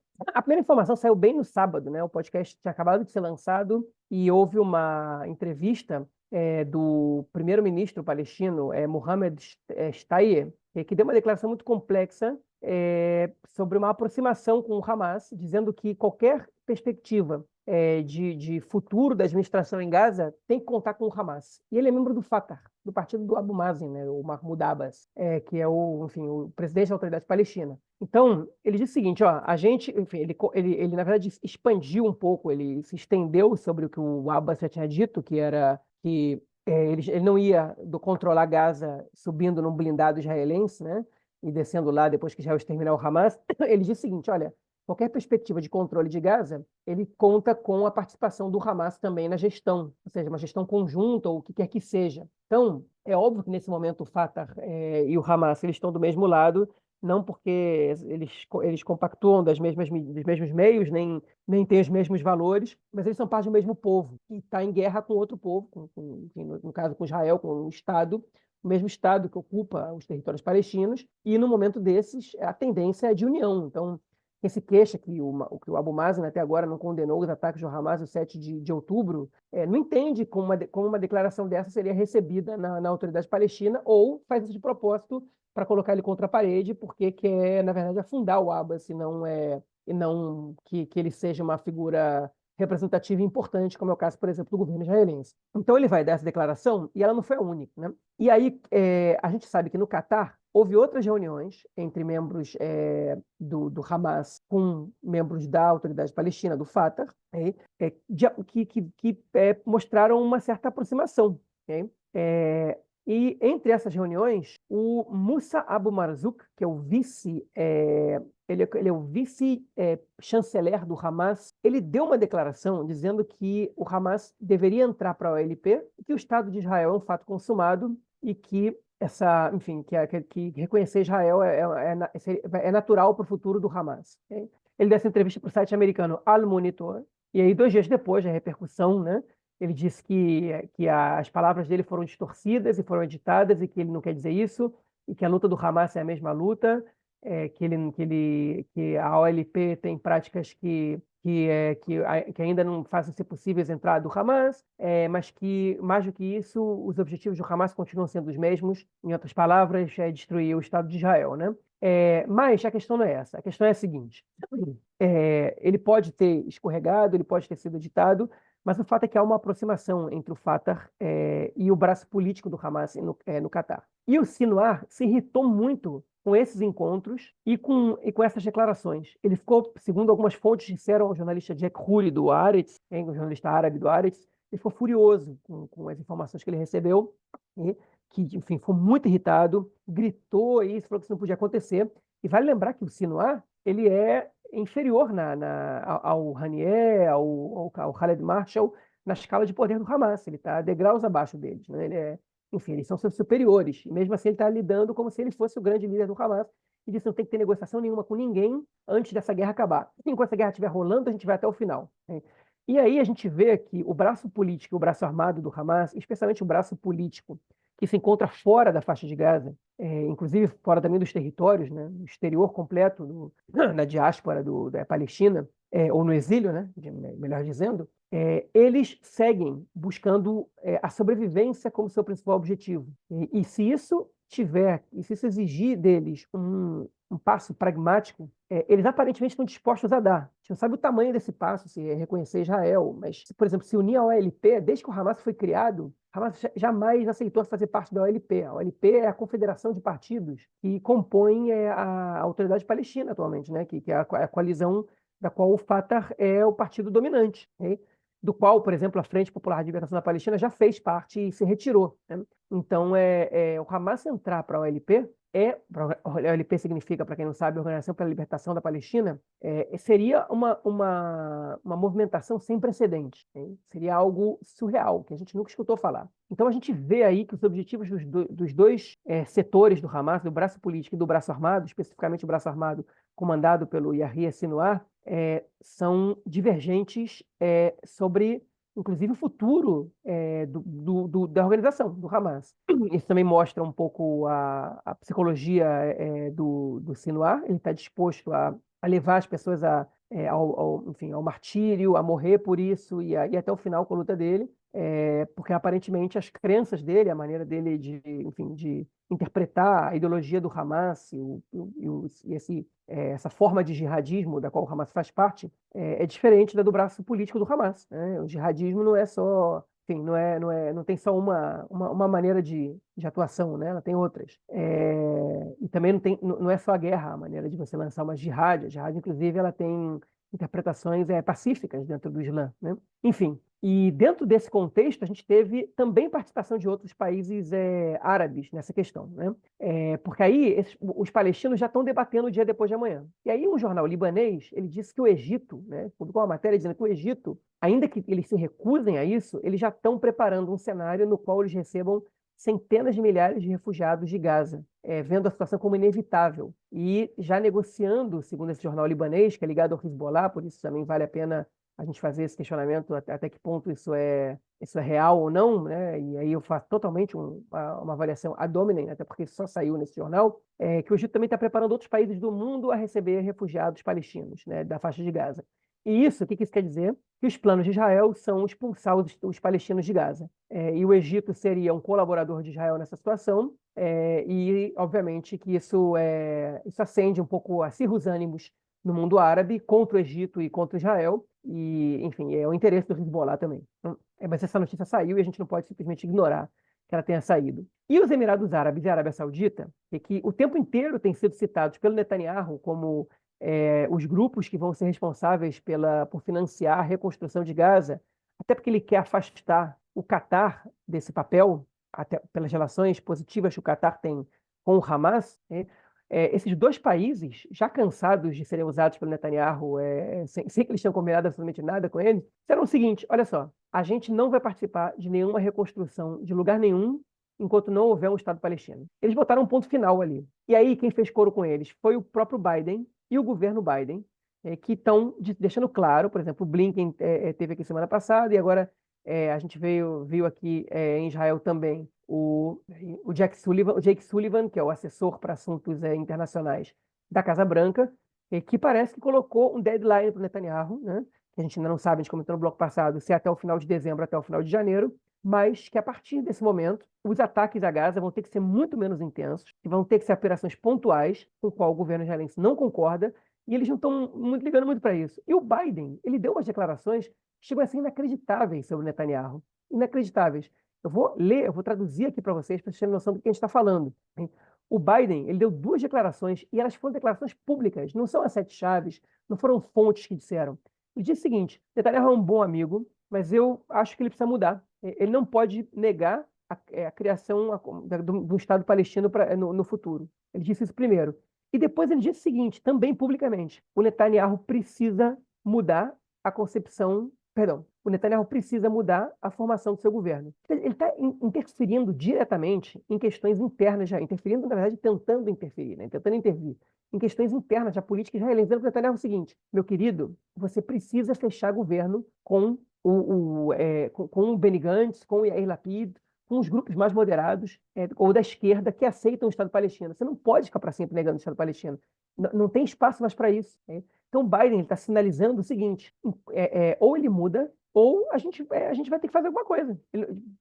Vai ter um fim isso. Esse projeto, essa concepção do Netanyahu, ela não tem futuro, nem internamente em Israel, né? Isso a gente tem dito aqui, isso o Biden não disse, mas do ponto de vista internacional. Não tem como a comunidade internacional sustentar um projeto desses, de ocupação, excludente, discriminatório, enfim, opressor, enfim, principalmente depois de uma guerra sangrenta como essa, né? Na qual Israel é acusado de genocídio, de vários outros crimes de guerra, enfim, e que o principal aliado do país está dizendo: olha só, a gente precisa de uma solução política para isso aí. E qual foi a ação do Netanyahu no meio dessa crise toda? um telefonema com o Putin, com quem ele não tinha falado desde o início da guerra. E a mensagem oficial do escritório do primeiro-ministro foi que Netanyahu fez críticas duras à relação do Putin com o Hamas, mas está confiante que a Rússia vai ser um ator que, a partir de agora, vai colaborar para os esforços para derrotar o Hamas e trazer paz para a região. Mas, enfim, então a resposta dele é uma resposta, de certa maneira, provocadora, né? Enfim, e a gente está falando disso só do ponto de vista internacional. O Netanyahu também teve outras polêmicas do ponto de vista interno. Mas, enfim, o Biden foi lá e deu essa patada nele. O Biden falou assim: olha só, meus aliados, os Emirados Árabes da Arábia Saudita, não vão te apoiar se não tiver Estado palestino. O Hamas e o Fatah estão negociando e existe até uma possibilidade de uma solução política sem que você tenha que exterminar o Hamas ali. Porque se o Hamas chega a um acordo com o Fatah e a gente pode conseguir desarmar o Hamas, desmilitarizar o Hamas na faixa de Gaza, o objetivo ele está alcançado. Ele está alcançado, tipo, pelo menos do ponto de vista do Biden. Só que para os objetivos internos do Netanyahu, e leia-se, se manter no poder até pelo menos conseguir se livrar das acusações na justiça, isso não serve, isso não basta. Não basta paz, não basta Estado palestino, não basta, enfim, estabilidade militar, estabilidade econômica. Isso não interessa ao Netanyahu. O que interessa ao Netanyahu é a manutenção dele mesmo no poder. E se ele tiver que tacar fogo em tudo que o Biden tentar construir, para os seus objetivos políticos, os objetivos políticos dos Estados Unidos são diferentes do Netanyahu, ele vai fazer. Ele está dando mostras disso e ele tem um governo que está disposto a dar, inclusive, um passo mais corajoso, no caso, mais à frente que o Netanyahu nessa briga com os Estados Unidos. Então, enquanto a gente tiver esse governo e esse primeiro-ministro, e não adianta mudar o governo e deixar o primeiro-ministro, nem mudar o primeiro-ministro e deixar o governo, a gente não tem saída para essa situação e ela tende somente a piorar. Eu acho que a principal questão aí, a principal notícia, né, de tudo isso que foi colocado é essa política, né, que o Biden colocou em relação ao... Não o Biden, desculpa, que o Netanyahu falou que quem iria financiar a reconstrução da faixa de Gaza seriam os Emirados Árabes, e eles falaram, beleza, você vai ter que criar o Estado palestino para isso acontecer. A gente pode até dar uma força, dar uma moral, entrar aí, colocar a nossa cara a tapa, né? Porque, enfim, é isso que vai ser, colocar a cara a tapa, né? Qualquer país que tentar agora entrar para intervir na questão de Gaza, enfim, vai ser extremamente complicado, mas você vai ter que criar, e eles botam essa pressão aí no Netanyahu, você vai ter que criar o Estado palestino. Eu acho que o Netanyahu, né, e não só o Netanyahu, eu acho que a gente tem que ver como é que isso vai ser recebido pela própria sociedade israelense, né, cara? Porque é um debate que não é feito aqui. Não é feito aqui. A gente não conversa sobre o dia de amanhã, o governo não propõe nada sobre o dia de amanhã e a sociedade não debate. A mídia não debate, a gente não conversa isso na televisão, por quê? Porque também não tem nenhuma proposta do governo. Inclusive, hoje saiu uma entrevista com a Tzipi Rotovelli, né, que ela é embaixadora de Israel no Reino Unido, na Inglaterra, né? E ela falando, ela era deputada do Likud, e ela falando que ela é contra, né, dois estados, que não existe essa possibilidade. Ou seja, essa é a política do Likud, essa é a política do todo o governo. E aí eu chego até a colocar o Benny Gantz. Eu não sei se o Benny Gantz ele hoje entraria numa discussão que o final da guerra seria a construção de um Estado palestino. Né? Porque essa aí seria. Imagina só se essa seria a foto da vitória. Qual é a foto da vitória de Israel? A construção do Estado palestino. Eu acho que eu e você ficaríamos felizes, talvez, com essa foto da vitória, né? Porque isso daria um passo à frente, né? Mas eu não acho que seja a intenção da maioria esmagadora de mais de 90% da sociedade judaica e israelense. Eu acho que não, sem sombra de dúvida, não é essa, isso não está em questão. E eu acho que a sociedade vai ter que entender isso, porque eu não sei se o mundo vai ser capaz de. O status quo que a gente tinha até o dia 7 de outubro foi quebrado. Né? Muita gente tenta transformar o 7 de outubro, o Hamas, o ataque, tudo que aconteceu, numa coisa translocada, né? Ah, vamos lá, porque a gente quer mesmo acabar com os judeus e matar os judeus, essa coisa toda, vamos lá. Não é isso, o Hamas não fez isso sem nenhum intuito. Eles deixaram isso bem claro. A gente estava às vésperas de um acordo, da assinatura de um acordo de paz entre Israel e Arábia Saudita. A autoridade palestina, ela tinha conversas nesse meio todo, a gente comentou isso nos episódios, né? A autoridade palestina que não tinha participado das negociações quando Israel normalizou as relações com os Emirados Árabes, a autoridade palestina boicotou. E eles saíram perdendo, porque a normalização aconteceu. Quando estava acontecendo com a Arábia Saudita, que era muito maior, até porque a Arábia Saudita é muito mais influente e forte, né, do que os Emirados Árabes, a autoridade palestina falou: não, a gente vai dar, a gente tem que participar disso aí. Quem ficou de fora foi o Hamas. E o Hamas fez isso e eles falaram: a gente vai fazer isso, a gente fez isso porque a gente queria mudar o mapa político do Oriente Médio. E eles mudaram o mapa político do Oriente Médio. O Oriente Médio que a gente conhecia até o dia 7 de outubro não vai continuar o mesmo. Já não é mais o mesmo, obviamente. Ele não vai voltar a ser o que era. Né? Eu acho que ninguém vai estar disposto a volta de um controle israelense na faixa de Gaza, seja militar, com colônias ou sem colônias, enfim, ninguém vai estar disposto, entendeu? Ou seja, a gente está o governo de Israel está meio mais uma vez, numa encruzilhada, porque durante esses 15 anos o governo tentou não, né? Aplicou uma política de gerenciar o conflito ao invés de resolver, e agora o mundo está dizendo, não, a gente vai ter que resolver esse conflito. E o governo de Israel não tem proposta para resolver o conflito, porque em nenhum momento esse assunto foi construído, foi debatido na sociedade israelense durante esses 15 anos, né? Foi sempre marginalizado. E agora, obviamente, depois de um ataque terrorista brutal, como foi o massacre que aconteceu aqui no dia 7 de outubro, obviamente a sociedade israelense não vai concordar, em sua grande maioria, com a construção, né, com a criação aí de um Estado palestino. Então, a gente está realmente num beco sem saída, né, em relação a tudo isso aí que está acontecendo. E o Biden vai colocar de alguma forma essa pressão, não só para que seja construída uma alternativa para o dia depois da guerra, mas para que a guerra acabe, né? Porque está ficando insustentável para ele, todo o apoio que ele tem dado. Inclusive, né, uma coisa interessante que é o seguinte: quando você falou, né, que ele e o Netanyahu eles são grandes amigos e tudo mais, que não há uma confiança, né? Principalmente o Biden não confia no Netanyahu, né? Então, ele sabe que qualquer acordo que ele fizer com o Netanyahu não vai ter problema nenhum em quebrar esse acordo se for do seu interesse político, né? O primeiro que o Netanyahu não está preocupado se o Biden vai ser reeleito ou não. Talvez ele prefira até o Trump, né? Apesar do Trump agora também odiar o Netanyahu. Mas, enfim, eu acho que ninguém gosta do Netanyahu. Mas o Biden sabe que ele não pode confiar no Netanyahu, que o Netanyahu é um mentiroso e ninguém confia nele. Então ele vai ter que tomar suas decisões aí sem poder levar o Netanyahu como um aliado, né? E isso deixa também o governo israelense, o país, em uma posição um tanto quanto complicada, porque sem os Estados Unidos, né, essa guerra não vai continuar e uma possível, né, guerra com o Líbano, com Hezbollah no Líbano, também seria um tanto quanto complicado. É isso. Vamos então para o nosso próximo bloco para tratarmos de questões da política e da sociedade esta semana. Bom, gente, como já é tradição, o início do nosso terceiro bloco é aquele agradecimento aos nossos ouvintes que podem e estão colaborando com a gente nas nossas plataformas de financiamento coletivo. Para quem ainda não fez e pode e está a fim de colaborar com a nossa plataforma, vou passar os links também vão estar aí na descrição do episódio, mas o primeiro é para quem mora no Brasil, apoia.se do lado esquerdo do muro, e o segundo, para quem mora no exterior, é o patreon.com do lado esquerdo do muro.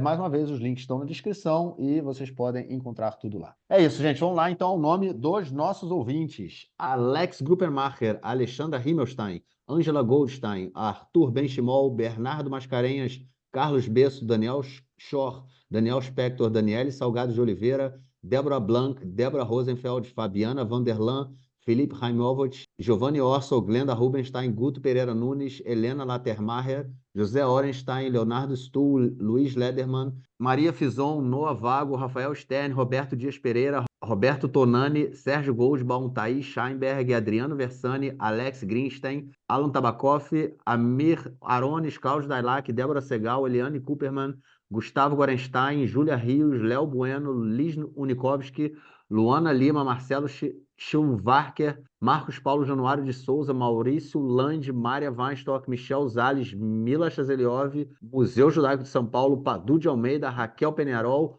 Rosa Heinsheim, Richard Cirrell, Silvia May e a El Einstein. É isso, gente. Brigadão aí pelo seu apoio e, mais uma vez, quem puder dar aquela moral com o nosso trabalho, os links estão na descrição do episódio. Bom, gente, começando aí com uma crise no gabinete, já que, enfim, começou o gabinete do governo, né, se reuniu mais uma vez, tem que se reunir para discutir tudo que está acontecendo e para tomar as decisões aí, como o governo vai continuar encaminhando suas políticas nesse período de guerra. Entre essas questões aí que foram discutidas, principalmente a questão do orçamento, já que houve um acréscimo no orçamento, né, para que os ministérios pudessem aí se resolver com a guerra, enfim, pudessem criar políticas de guerra. A gente comentou disso no episódio passado, o dinheiro jorrou absurdamente, principalmente, né, para os partidos, para os ministérios ligados aí aos partidos da extrema-direita, principalmente o partido do Smotrich, né, que é o ministro das Finanças,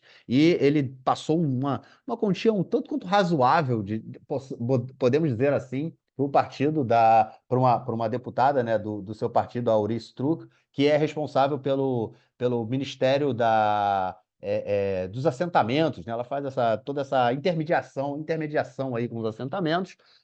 E essa semana, João, o Nir Barkat, que é o ministro da Economia, né, do Comércio e Indústria, né, que era contra, ele inclusive votou contra o orçamento na primeira votação. Essa semana, depois que ele recebeu mais de 200 milhões em acréscimo do orçamento para o seu ministério, ele resolveu que ia votar a favor aí do orçamento que foi aprovado no dia de hoje. Mas e aí, cara, muita crise no ministério, no gabinete, até porque o Netanyahu não manda em absolutamente nada. Quem manda no governo no dia de hoje é o partido do Smotrich e o partido do Ben-Gvir. O Netanyahu, ele, nesse caso, ele sofreu uma derrota dessas que a gente não está acostumado a ver, né? Desde que ele assumiu o poder, ele sempre conseguiu jogar e impor as suas vitórias. E dessa vez, Marquinhos, eu vou discordar de você parcialmente, porque quem impôs a derrota ao Netanyahu não foi o Smotrich, o Ben-Gvir e os seus correligionários. Foram os membros do Likud. Se o Netanyahu tivesse ao seu lado os membros do Likud, do seu próprio partido, votando com ele teria conseguido aprovar a medida que ele queria no gabinete econômico e social. Qual é essa medida? O Netanyahu ele recebeu dos membros das forças de segurança que a situação econômica na faixa de Gaza, perdão, na Cisjordânia, ela é catastrófica e que Israel precisa voltar a permitir que os trabalhadores palestinos entrem no país para que entre dinheiro na Cisjordânia e o lugar não seja um celeiro enfim, de descontentes prontos a aderir à luta armada contra Israel, seja a guerrilha, o terrorismo, o que quer que seja. E não só isso, como também a repassar os impostos arrecadados que o ministro das Finanças, Bezalel Smotrich, se nega a fazer, dizendo que esse dinheiro vai para Gaza e não tem que entrar um centavo em Gaza e que a autoridade palestina é inimiga de Israel e que você não tem que favorecer inimigo nenhum durante a guerra. Enfim, e o Netanyahu, ele como um principal adepto da teoria de administração do conflito, né, e de ceder em questões como essa para evitar dor de cabeça, porque enfim, ele prefere não solucionar as coisas, mas ele prefere evitar grandes problemas. Nesse ponto, ele tem razão. Esse dinheiro tem que ser liberado. Os trabalhadores têm que poder entrar. E as próprias forças de segurança estão dizendo, deixa eles entrarem. Eles não vão fazer atentados aqui. A gente pode investigar quem são essas pessoas, a gente pode se certificar que são pessoas honestas, são pessoas bem pacíficas e que estão querendo só seu sustento, mas o gabinete votou contra. E os deputados do Likud, parte deles também votou, na verdade não é que eles chegaram a votar contra. Quando Netanyahu percebeu que ele não tinha maioria, ele não levou o tema à votação e cancelou a reunião. No meio da reunião ele cancelou.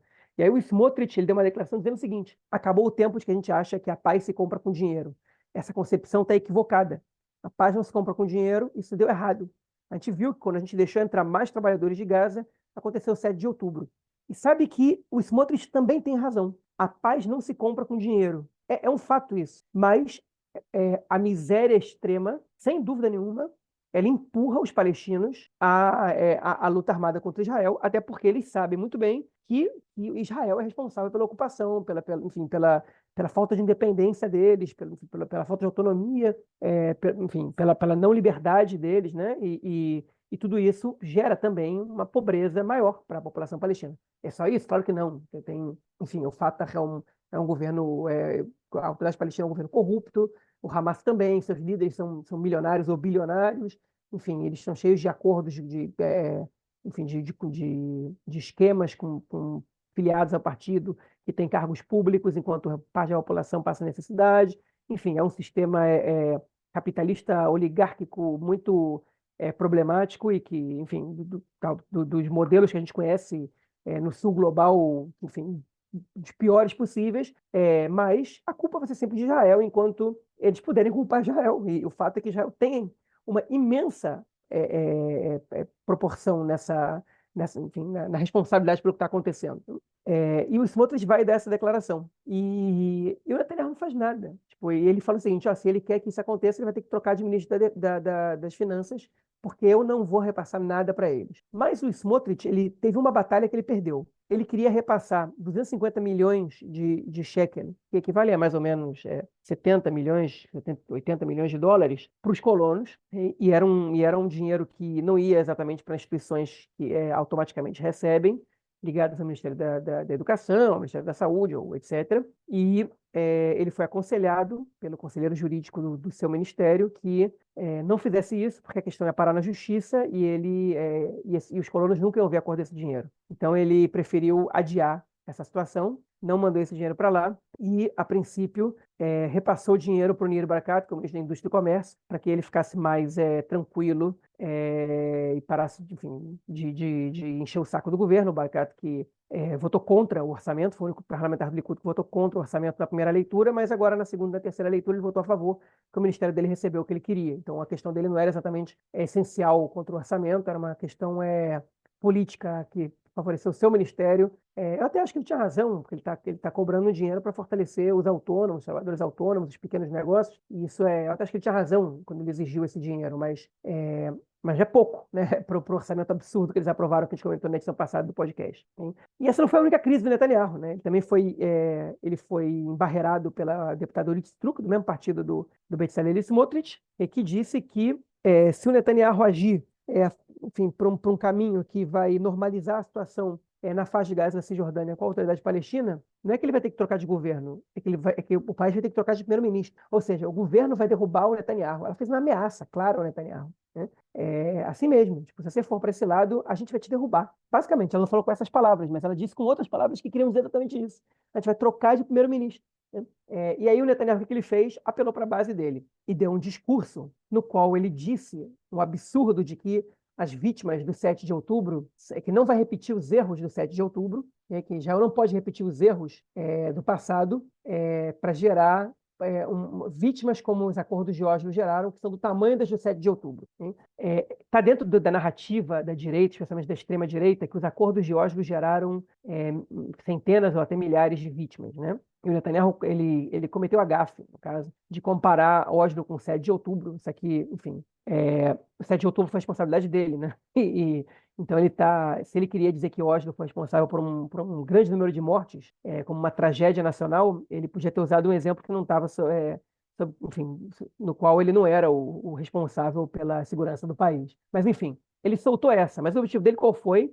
Foi dizer o seguinte: eu não vou deixar a autoridade palestina controlar a faixa de Gaza, porque em Oslo o que a gente recebeu foi centenas ou milhares de mortes. O que é uma visão mesquinha, é uma visão absurda, né? Porque dizer que essas pessoas são vítimas de Oslo é um troço tosco demais, como se as pessoas não morressem antes de Oslo, né? Como dizer que é resultado da desconexão de Gaza, como se não morresse muita gente antes da desconexão de Gaza, inclusive dentro de Gaza mesmo, soldados e colonos, né? Mas ele apelou para a base dele. E aí ele fica pedindo para não fazerem política, mas ele está fazendo política o tempo inteiro, né? De um jeito absurdo. Ele está tentando fortalecer essa posição de que ele vai ser o cara que não vai deixar a autoridade palestina entrar em Gaza e que não vai deixar ter o Estado palestino. Só que eu acho difícil ele conseguir convencer as pessoas de que ele vai ser a pessoa que pode garantir qualquer coisa. Ele não garantiu nada nesses anos que ele teve no poder. Ele não conseguiu garantir nada. As concepções dele caíram por terra, falharam, fracassaram miseravelmente. Ele agora está nessa situação de que está tentando convencer as pessoas de que ele ainda pode ser relevante. Mas ele não é. A prova disso a gente viu na pesquisa que saiu no Canal 3 essa semana, que mostrava os mesmos números de sempre. Mas quando eles testavam cenários alternativos, eles viam que o partido do Gantz perdia muitas cadeiras para partidos de direita potenciais que poderiam vir a surgir, né? Inclusive, engraçado, quando eles testavam um bloco da esquerda novo, ele também apareceria com alguma força, né, com 12 cadeiras no caso, mas o Gantz só perderia 4 cadeiras para esse partido. Isso nos leva a crer ou deixa bastante claro, na verdade, que cerca de um terço dos eleitores do Gantz, dos potenciais eleitores do Gantz, segundo essas pesquisas, são eleitores identificados com a direita que estão indo para o Gantz, porque o Gantz hoje é a alternativa mais razoável para eles, de uma esquerda, perdão, de uma direita republicana e que não está próxima dos radicais, que, enfim, que prega a união e eles preferem enfim, um partido de centro que possa sentar com a esquerda do que votar na direita, mas se tiver uma outra opção de direita que também prega a união e que pode sentar com os partidos de centro e até da esquerda, eles preferem. Ou seja, esses eleitores, eles eram do Netanyahu. Eles não estão com o Netanyahu agora, porque eles preferem, inclusive, ir para o centro do que ir para o Netanyahu. Então, a alternativa número 1 deles é um novo partido de direita, mais moderado que o Likud e menos irresponsável. Se não tem essa opção, eles vão para o centro. O Netanyahu não é uma opção para eles. E ele perdeu essa base. Essa base já deixou muito claro que eles querem qualquer outra coisa. E vocês podem ter certeza que vão surgir partidos de direita alternativos ao Likud, e vai ser muito difícil para o Netanyahu reverter essa perda de votos que ele teve. Tenha ele o discurso que ele tiver, porque o Bennett vai falar alguma coisa diferente dele nesse aspecto, ou o Guidon Sara vai falar uma coisa diferente dele nesse aspecto, não vão, não vão. E isso para mim é ruim, né? Porque, no caso, você obriga que o novo governo tenha outra vez que compor com partidos de direita, né? Seria melhor que esses partidos não concorressem às eleições. Mas eles vão concorrer, e eles vão ter um número de votos expressivo, eles provavelmente vão formar o próximo governo também, que vai ser, com certeza, menos ruim do que a situação atual, porque o governo atual é a maior tragédia da história de Israel, mas não vai ser um bom governo. Qualquer coisa diferente disso para mim é melhor, mas essa é a situação que a gente está. Então o Netanyahu está apelando muito. E hoje, Marquinhos, só completar, no bloco passado você comentou que ninguém em Israel fala do dia depois. O Gantz acabou de dar uma cobrada no Netanyahu, né? Acabou de dar uma declaração dizendo que tem gente preocupada com fazer política e em causar rupturas no povo, ao invés de buscar soluções, e que o Netanyahu precisa começar a falar e discutir o que vai acontecer depois da guerra. O papel da liderança é apresentar soluções e não só ficar empurrando isso com a barriga. Okay? O Netanyahu, se o Gantz não sabia, ele é um mestre em empurrar as coisas com a barriga. Mas ele está sendo cobrado agora, né? Pelos Estados Unidos, por Israel, pelos Estados Unidos, pelo Benny Gantz. Ele precisa apresentar uma solução. Até pelos grupos da direita dele, né? Que querem uma solução diferente, obviamente, da que o Gantz quer e da que o Biden quer. Enfim, essa é a Mas o situação Gantz na qual o propõe Netanyahu se alguma encontra. coisa? O Gantz, ele não propõe nada. Quem falou sobre a autoridade palestina na faixa de Gaza é o Lapid. Só que o Gantz, ele está cobrando do primeiro-ministro, que tem um plano, É, né? Ele não é pois ministro de é. nada. E o Gantz, Tá fazendo política. exatamente, estrategicamente, ele não propõe nada. Porque se o Gantz fala hoje que ele quer a autoridade palestina na faixa de Gaza, ele sabe que a maioria da população israelense, no meio da É guerra, não isso. quer isso. Não quer Então, isso. ele precisa ficar quieto. E ele precisa decidir o Exato. que ele vai falar no tempo certo. O Lapid já escolheu o lado dele, está se contrapondo ao Netanyahu. Só que hoje em dia a Sim. minoria ela adota essa concepção. Então o Gantz ele está examinando muito a situação para poder escolher como é que ele vai se posicionar, porque por enquanto a responsabilidade não é dele, é do Netanyahu. Ele tem que dizer qual vai ser a proposta. E aí, se a população disser a gente não quer isso, o Gantz pode falar, beleza, eu também não quero isso, vamos para eleições. E se a população disser a gente quer isso, o Gantz vai falar, ok, então vamos para cima, vamos fazer isso agora. Enfim, agora, mas eu acho que o Gantz está jogando certo, politicamente falando. É um pouco covarde da parte dele, mas enfim, política você precisa aprender a ganhar o jogo, né? Você não pode tentar ser moralmente correto o tempo todo. E o Gantz, ele está tentando pela primeira vez na vida ganhar o jogo. O Gantz, na verdade, ele está sendo um palhação nessa história toda, né? Porque ele está no governo, o governo ele está dando aí as linhas, né? Tá ajudando, dando as linhas, eu acho, na questão, na direção da guerra. Só que, enfim, é um governo que está passando a boiada no resto, em tudo que é relacionado aos colonos, à Cisjordânia, ao orçamento, e o Gantz não fala absolutamente nada.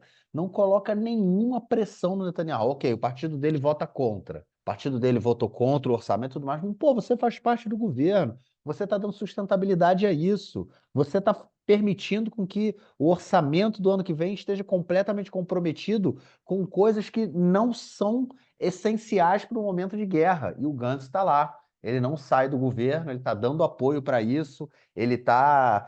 Por isso que essas pesquisas, né, que dizem, o governo está. Se tiver pesquisa se tivesse uma eleição agora, a oposição ganharia. Mas, pô, o que a gente está vendo aí é tipo um grande partido da oposição hoje dentro do governo e deixando a boiada passar. Eu não sei se o Gantz também seria capaz de propor alguma coisa. Eu acho que o que o Lapid faz é realmente isso que você falou, né? De tentar se diferenciar, até porque vai ter alguma, já está tendo, né, movimentações do campo da centro-esquerda para a formação, né, de um partido, ou seja lá o que for, para concorrer nas próximas eleições. E o Lapid vai querer buscar parte desse apoio também, né? Porque ele já viu que o Gantz vai entrar ali com o bloco da centro-direita, porque também hoje tem o Guidon Sar, né, no partido do Gantz. O Guidon Sar, ele vinha de um partido que ele era do Likud, ele saiu do partido, saiu do Likud depois que ele perdeu as primárias do partido para o Netanyahu. Ele formou o partido próprio e nas últimas eleições ele se juntou com o Gantz, e aí eles tiveram aí uma excelente votação. Ou seja, pode ser que, possivelmente, o Guidon Sar, pode ser que isso aconteça, né, que ele não concorra com o Gantz nas próximas eleições, para tentar marcar posição e tudo mais. Então, tá tudo muito, muito incerto do que a gente vê agora. Todas essas pesquisas e que saem os resultados, que a gente acompanha toda semana, né? E toda semana tem lá o feed no Twitter. Só que, e é isso, entendeu? A gente está com o Gantz indo aí para esse lado, buscando esse nicho da extrema-direita, ou da direita, que ele vai ter que disputar com os outros partidos. E aí, né, você falou, enfim, você discordou do que eu comentei lá no início, que o Smotrich e o Ben-Gvir seguram o governo, mas, enfim, boa parte do seu comentário foi em cima do Smotrich por conta justamente dessa pressão, dessa força que ele tem no governo hoje, né? E pelo que ele falou, e pelo que a Orit Struk falou, que é exatamente isso. Eles seguram hoje o Netanyahu pelos cabelos, né? Porque aqui em hebraico a gente tem uma outra expressão, né? Eu acho que em português também, mas enfim, não me lembro mais. E segura pelos cabelos o Netanyahu, falando, meu amigo, você não dá mais as cartas aqui. Eles aprenderam realmente isso, que com o Netanyahu eles não podem cobrar nada, não podem fazer nenhum acordo para o futuro. Antes eles têm que receber e depois eles dão para o Netanyahu, porque ninguém confia nele, né? Ninguém sabe do que ele todo mundo sabe do que ele é capaz. E aí, cara, a gente, enfim, comentando aqui sobre essa questão do dia D, também acabei de ver que saiu no Twitter agora do Israel de Fato, né?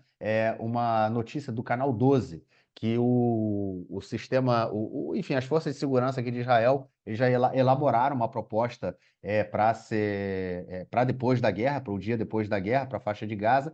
Ainda não tem nenhuma informação do que o Netanyahu acha disso, sobre a posição dele, se ele, enfim, o que ele acha do que as forças de segurança colocaram, mas está aqui, ó. Eu vou ler para vocês.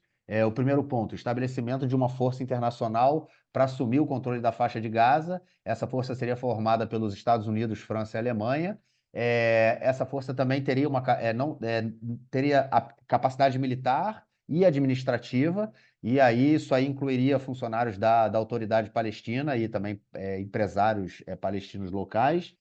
Construção de uma barreira subterrânea ao longo do corredor Filadélfia, que é na fronteira ali da faixa de Gaza e o Egito, para impedir, né, que tenham túneis entre os dois países, que tem muito, que é onde passa também boa parte das armas.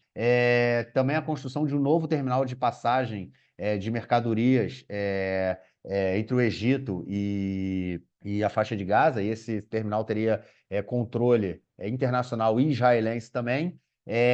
O que mais? E aqui, eu acho que é o último ponto em relação aos reféns, né, os sequestrados pelo Hamas, um novo modelo para a libertação de todos. Como é que é? Peraí, rapidinho. A proposta seria seguir com um novo modelo de acordo para a libertação de todos os que seguem sequestrados em Gaza, o que incluiria a permissão ao chefe do Hamas, Sinwar, de deixar o território.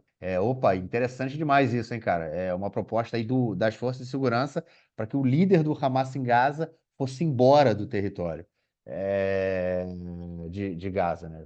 Sei lá, fosse pro Catar, ou seja lá o que fosse, né? Mas ele vai para algum lugar, sairia da faixa de Gaza. Enfim, isso pode ser também o exército assumindo que é grande chance de eles não encontrarem o Sinwar, né? No período, enfim, durante essa guerra aí. É isso, esses são os pontos aí que acabaram de sair em relação do canal 12 aqui de notícias, né? Que é o principal canal aí de notícias aqui de Israel. Vamos ver o que vai surgir pelas próximas semanas, mas é que, enfim, o governo vai ter que acordar, né? E debater o dia depois de amanhã, porque o mundo quer ouvir e o governo de Israel ainda não propõe absolutamente nada. João, acho que é isso. Ficamos por aqui ou algo mais a declarar, cara? Sim, tem uma coisa assim a declarar. O livro que a gente comentou aqui no podcast há um tempo, do Barak Ravid, que narra, né, que fez uma pesquisa jornalística espetacular sobre os acordos de Abraham, são os acordos de paz entre Israel, os acordos na verdade, de normalização entre Israel, os Emirados Árabes, e o Marrocos e o Sudão. Ele saiu finalmente a edição em inglês. Então, para o ouvinte da gente que souber ler inglês, o livro está disponível na Amazon, os bastidores de tudo, enfim, dá um panorama geral que vai desde o início dos anos 90 até a assinatura dos acordos, e eu recomendo muito a leitura, é um livro muito legal. Então fica aí minha dica de leitura, que eu já tinha dado, mas agora para os que não leem em hebraico, também é possível em inglês. Em português, eu acho que esse livro não vai sair, não. Se sair, vai me surpreender muito. Enfim. É isso. Ficamos por aqui então, João. Nos falamos na semana que vem para gravarmos nosso próximo episódio. Lembrando aí aos ouvintes que também no meio da semana, segunda ou terça-feira, sairá nosso episódio especial gravado. O João fez um mistério no início, né? Nunca falou o nome. Norit Gil. Norit Gil é a nossa companheira aqui de Conexão Israel, que mora no sul do país, na região de Eilat, e conversou com a gente. Enfim, o episódio vai sair ou segunda ou terça-feira, fiquem atentos. É isso, João. Nos falamos então na semana que vem e gravamos nosso próximo episódio. Forte abraço, cara. Um abraço, até mais. Tchau, tchau.